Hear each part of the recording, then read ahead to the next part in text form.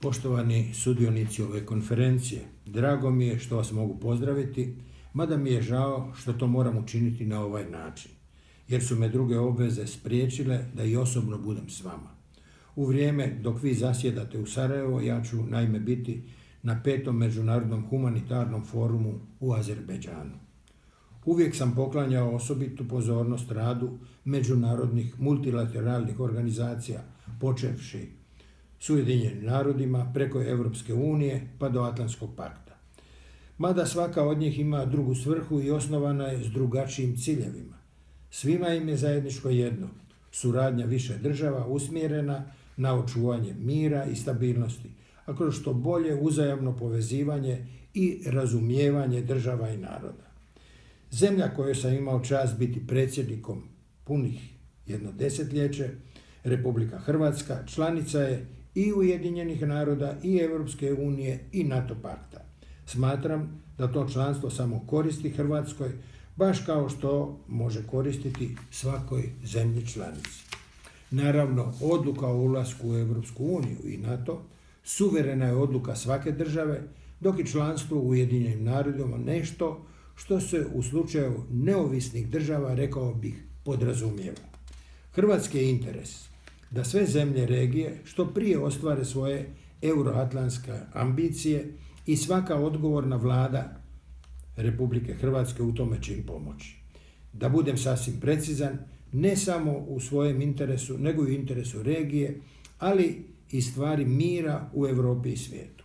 Mi možemo naravno imati opravdane prigovore na efikasnost multilateralnih međunarodnih organizacija, u prvom redu Ujedinjenih naroda, ali moramo priznati da je svijet u kojem živimo bez njih nezamisliv.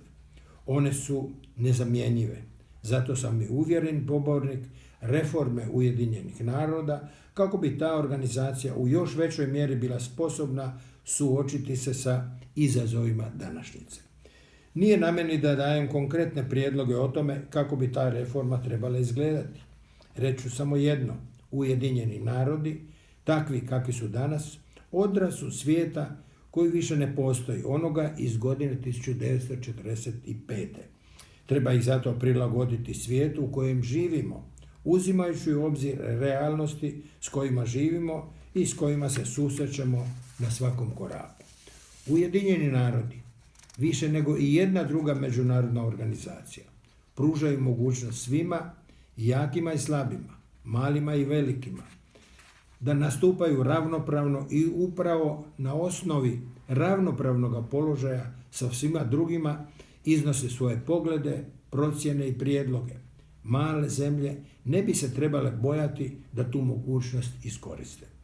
U areni ravnopravnih njihov je glas jednak glasu svih drugih. Treba imati viziju budućnosti, hrabrost da se tu viziju zastupa i dosljednost u pridržavanju onih načela na kojima su se tako dugo gradili međunarodni odnosi, a koje bi oni koji sve češće zaobilaze Ujedinjene narode najradije zanemarili.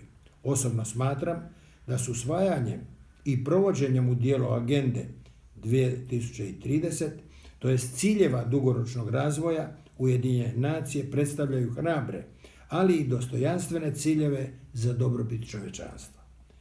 Naša je obveza boriti se za svijet ravnopravnih u kojemu će svaki narod moći ostvariti svoje pravo na samoopredjeljenje, ali i pravo da sam odlučuje kako će dalje živjeti. Bio sam i ostajem uvjereni pristašan međunarodnih organizacija, Ujedinjenih naroda u prvome redu. Vašoj konferenciji želim uspjeh u radu. Hvala.